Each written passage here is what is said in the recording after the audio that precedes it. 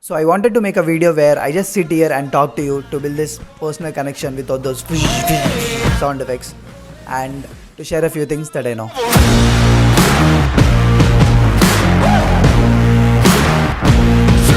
Hey guys, if you are new here, my name is Tarun and I'm a pre-final year student at IIT Kharagpur.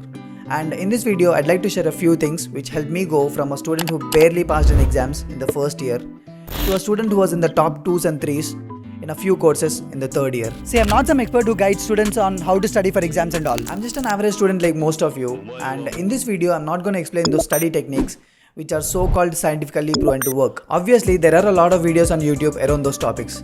And if you're here for that type of content, stop watching this video already. In this video, I'd like to share 4 most basic yet ignored things that helped me improve my CG all the way down from 6 point something to 9 point something. So if you're watching this video, I would request you to take a small piece of paper, note these 4 things down, and use it as a checklist before you go to sleep every single day. I know that you guys are smart and you already know all these 4 things. But what makes the difference is following them. When was the last time when you knew that you had a lot to study but did not have enough motivation to open the books? Trust me, we have all been there, and we usually ask ourselves, why am I not feeling like studying right now? Why do I lack the motivation to study? We put all the blame on the term motivation, while all we actually need is a fucking schedule. Having a perfect schedule gives you the sense of direction and removes all the friction in the process of preparing for an exam. So make a proper schedule of what, when and how long are you gonna study every day for a week or a month, and try your best to follow it. And instead of seeing it like a task, make studying a habit.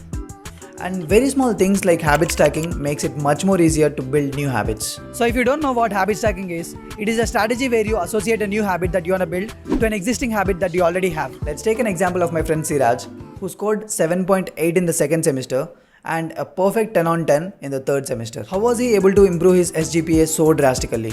What has changed? Well, when I asked him the same question, he said that the single most thing which has helped him a lot is having a perfect schedule. And surprisingly, he said that he was consistent with other things like playing cricket and going to the gym during the semester when he actually scored a perfect 10. So where did he get all the extra time from? See, it's simple. When you don't have anything planned, you waste a lot of time procrastinating. You wait for that so-called motivation to hit you. But when there's a perfect schedule and a routine built around it, you won't waste time until that so-called motivation to hit you. So before going to the second point, I have an amazing announcement for you.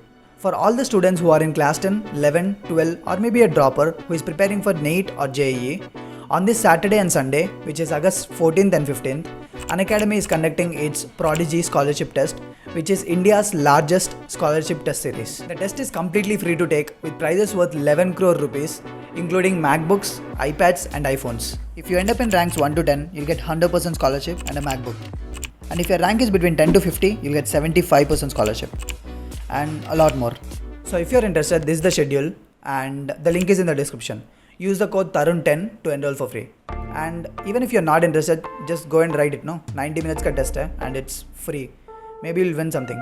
Oh, they think about you, laughing on you. People say that you become what you surround yourself with. And indeed, it is 100% true. Just surrounding yourself with the students who are more positive minded and who are genuinely into studying makes a lot of difference in your grades too. In my second year, I was lucky enough to make some good friends like Siraj, Karthik and Mudit. So these people are like the toppers of the department.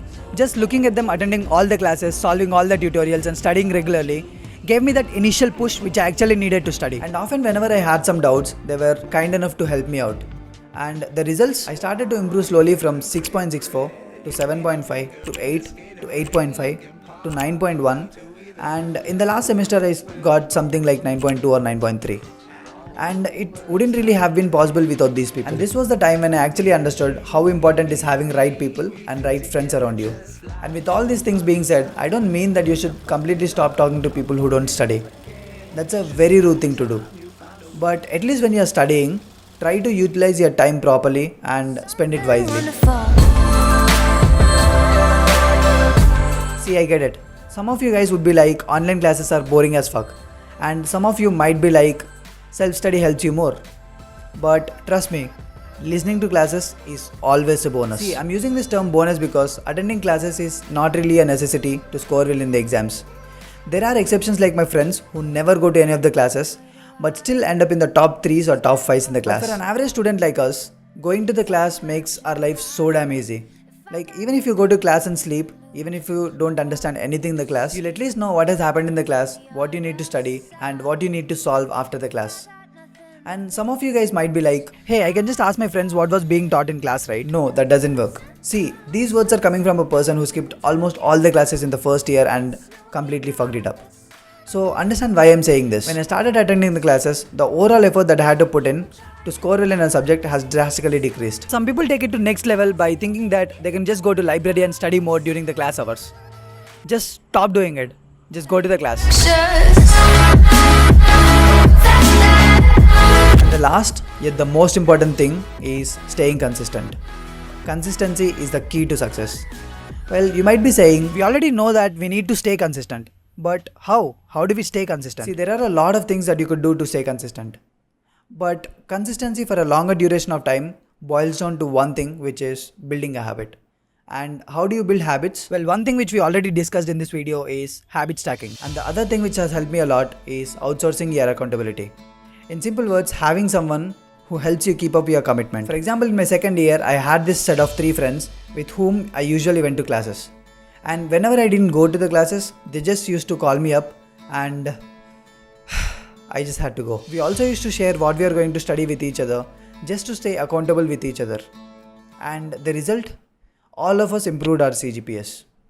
So these are the 4 simple things which helped me a lot to improve my academic performance in the last 2 years. I know that I've talked a lot in this video, but just remember that sometimes even after you prepare really well for an exam, the results might turn up entirely bad. We all have our bad days, and all you actually need to do is to excuse yourself for the silly mistakes and keep moving forward. So that's all for this video. Thank you so much for watching. I'll see you very soon. Bye. Oh, they think about you. Laughing on you. Time it comes through.